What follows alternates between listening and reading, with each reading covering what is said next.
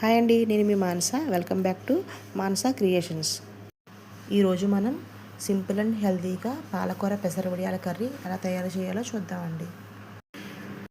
కడాయిలో మీకు తగినంత ఆయిల్ వేసుకోండి. ఆయిల్ కొంచెం హీట్ అయ్యాక వడియాలు వేసుకోండి. మరి హైలో పెట్టకండి, వడియాలు మాడిపోయే అవకాశం ఉంటుంది. ఇప్పుడు అదే ఆయిల్లో ఉల్లిపాయలు, మిర్చి వేసుకోండి. అవి కొంచెం గోల్డెన్ బ్రౌన్ కలర్లోకి వచ్చిన తర్వాత ఇందాక వేపి పెట్టుకున్న వడియాలను ఇందులో వేసుకోండి. ఇవి కాస్త మగ్గిన తర్వాత ఇందులో పసుపు, కారం వేసుకుని కలుపుకోండి. ఇప్పుడు ఇందులో కొన్ని నీళ్లు వేసుకుందాం.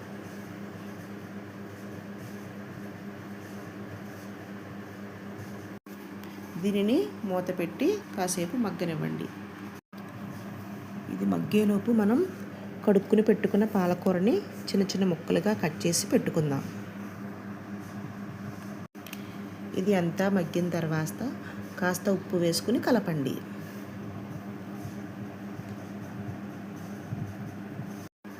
ఇప్పుడు ఇందులో మనం కట్ చేసి పెట్టుకున్న పాలకూరని వేసుకుందాం.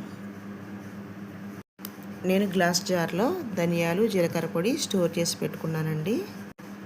పాలకూర ఉడికిన తర్వాత కాస్త ధనియాల పొడి, జీలకర్ర పొడి వేసుకోండి. ఇవి కర్రీలో బాగా మిక్స్ అయ్యేదాకా కలుపుకోండి. ఇందులో ఉన్న వాటర్ మొత్తం ఎగిరిపోయేంత వరకు కుక్ చేసుకుందాం. మన వడియాలు కూడా రెడీ అయినట్టేనండి. Thank you.